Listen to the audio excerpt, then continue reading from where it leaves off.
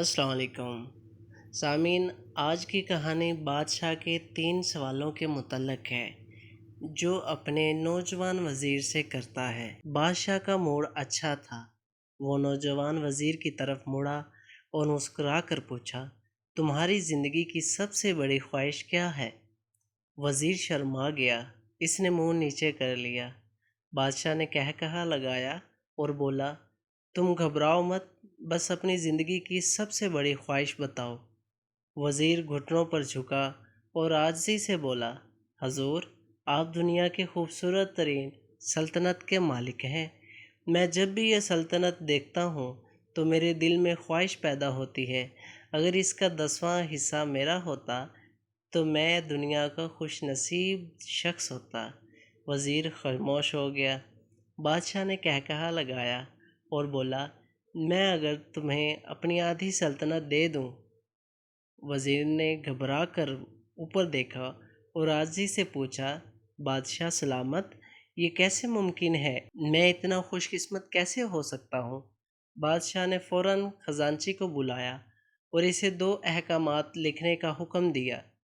بادشاہ نے پہلے حکم کے ذریعے اپنی آدھی سلطنت نوجوان وزیر کے حوالے کرنے کا فرمان جاری کر دیا۔ دوسرے حکم میں بادشاہ نے وزیر کا سر قلم کرنے کا آرڈر دے دیا۔ وزیر دونوں احکامات پر حیران رہ گیا۔ بادشاہ نے احکامات پر مہر لگائی اور وزیر کی آنکھوں میں آنکھیں ڈال کر بولا، تمہارے پاس 30 دن ہیں۔ تمہیں ان 30 دنوں میں صرف 3 سوالوں کے جواب تلاش کرنا ہے۔ اگر تم کامیاب ہوگے تو میرا دوسرا حکم منسوخ ہو جائے گا اور تمہیں آدھی سلطنت مل جائے گی، اور اگر تم ناکام ہوگے تو پہلا حکم خارج سمجھا جائے گا اور دوسرے حکم کے مطابق تمہارا سر اتار دیا جائے گا۔ وزیر کی حیرت پریشانی میں بدل گئی۔ بادشاہ نے اس کے بعد فرمایا، میرے 3 سوال لکھ لو۔ وزیر نے لکھنا شروع کر دیا۔ بادشاہ نے اپنے پہلے سوال میں کہا کہ انسان کی زندگی کی سب سے بڑی سچائی کیا ہے؟ بادشاہ رکا اور بولا، دوسرا سوال، انسان کی زندگی کا سب سے بڑا دھوکہ کیا ہے؟ بادشاہ رکا اور پھر بولا، تیسرا سوال، انسان کی زندگی کی سب سے بڑی کمزوری کیا ہے؟ بادشاہ نے اس کے بعد اگاڑے پر چوٹ لگوائی اور بآواز بلند فرمایا، تمہارا وقت اب شروع ہوتا ہے۔ وزیر نے دونوں پروانے اٹھائے اور دربار سے دوڑ لگا دی۔ اس نے اس شام ملک بھر کے دانشور، ادیب، مفکر اور ذہین لوگ جمع کیے اور سوال ان کے سامنے رکھ دیے۔ ملک بھر کے دانشور ساری رات بحث کرتے رہے، لیکن وہ پہلے سوال پر ہی کوئی صحیح جواب تلاش نہ کر سکے۔ وزیر نے دوسرے دن دانشور بڑھا دیے، لیکن نتیجہ وہی نکلا۔ وزیر آنے والے دنوں میں لوگ بڑھاتا رہا، مگر اسے کوئی تسلی بخش جواب نہ مل سکا، یہاں تک کہ وہ مایوس ہو کر دارالحکومت سے باہر نکل گیا۔ وہ سوال اٹھا کر پورے ملک میں پھرتا رہا، مگر اسے کوئی تسلی بخش جواب نہ مل سکا۔ وہ مارا مارا پھرتا رہا، شہر شہر، گاؤں گاؤں کی خاک چھانتا رہا۔ شاہی لباس پھٹ گیا، پگڑی ڈھیلی ہو کر گردن میں لٹک گئی، جوتے پھٹ گئے اور پاؤں میں چھالے پڑ گئے، یہاں تک کہ شرط کا آخری دن آ گیا۔ اگلے دن اس نے دربار میں پیش ہونا تھا۔ وزیر کو یقین تھا یہ اس کی زندگی کا آخری دن ہے۔ کل اس کی گردن کاٹ دی جائے گی اور جسم شہر کے مرکزی پل پر لٹکا دیا جائے گا۔ وہ مایوسی کے عالم میں دارالحکومت کی کچی آبادی میں پہنچ گیا۔ آبادی کے سرے پر ایک فقیر کی جھونپڑی تھی۔ وہ گرتا پڑتا اس کٹیا تک پہنچ گیا۔ فقیر سوکھی روٹی پانی میں ڈبو کر کھا رہا تھا، ساتھ ہی دودھ کا پیالہ پڑا تھا، اور فقیر کا کتا شڑاپ شڑاپ کی آوازوں کے ساتھ دودھ پی رہا تھا۔ وزیر نے حیرت سے فقیر کو دیکھا۔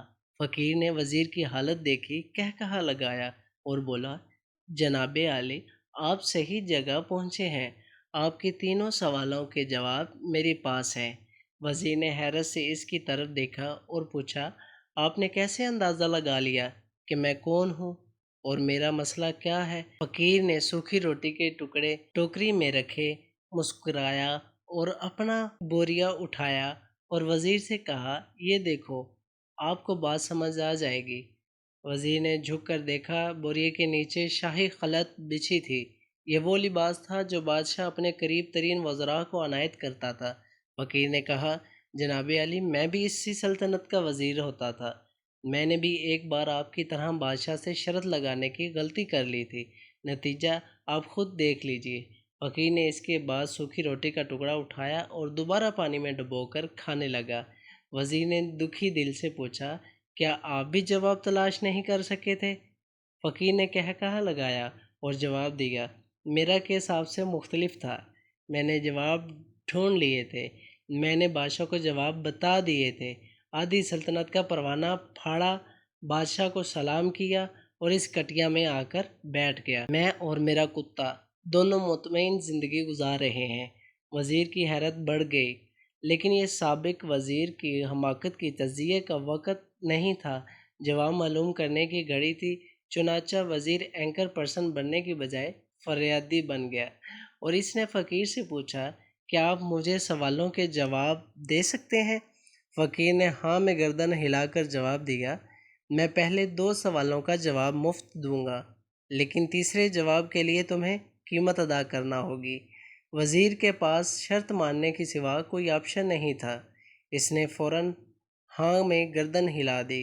فقیر بولا، دنیا کی سب سے بڑی سچائی موت ہے۔ انسان کوئی بھی ہو، کچھ بھی ہو، وہ اس سچائی سے نہیں بچ سکتا۔ وہ رکا اور بولا، انسان کی زندگی کا سب سے بڑا دھوکہ زندگی ہے۔ ہم میں سے ہر شخص زندگی کو دائمی سمجھ کر اس کے دھوکے میں آ جاتا ہے۔ فقیر کے دونوں جواب ناقابل تردید تھے۔ وزیر سرشار ہو گیا۔ اس نے اب تیسرے جواب کے لیے فقیر سے شرط پوچھی۔ فقیر نے کہا لگایا، کتے کے سامنے سے دودھ کا پیالہ اٹھایا اور وزیر کے ہاتھ میں دیا اور کہا، میں آپ کو تیسرے سوال کا جواب اس وقت تک نہیں دوں گا جب تک آپ یہ دودھ نہیں پیتے۔ وزیر کے ماتھے پر پسینہ آ گیا۔ اس نے نفرت سے پیالہ زمین پر رکھ دیا۔ وہ کسی قیمت پر کتے کا جھوٹا دودھ نہیں پینا چاہتا تھا۔ فقیر نے کندھے اچکائے اور کہا، ٹھیک ہے، اب تمہارے پاس 2 راستے ہیں، یا تو تم انکار کر دو اور یا شاہی جلاد کل تمہارا سر اتار دے، یا پھر تم یہ آدھ پاؤ دودھ پی جاؤ اور تمہاری جان بھی بچ جائے اور تم آدھی سلطنت کے مالک بھی بن جاؤ۔ فیصلہ بہرحال تم نے کرنا ہے۔ وزیر مخمصے میں پھنس گیا۔ ایک طرف زندگی اور آدھی سلطنت تھی اور دوسری طرف کتے کا جھوٹا دودھ تھا۔ وہ سوچتا رہا یہاں تک کہ جان اور مال جیت گیا اور خودداری اور عزت نفس ہار گئی۔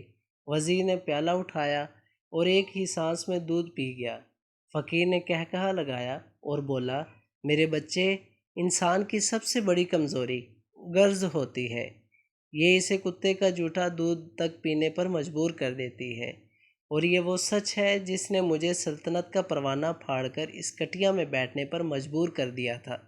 میں جان گیا تھا، میں جوں زندگی کے دھوکے میں آؤں گا، میں موت کی سچائی کو فراموش کرتا جاؤں گا، اور میں موت کو جتنا فراموش کرتا رہوں گا، میں اتنا ہی غرض کی دلدل میں پھنستا جاؤں گا، اور مجھے روز اس دلدل میں سانس لینے کے لیے غرض کا غلیظ دودھ پینا پڑے گا۔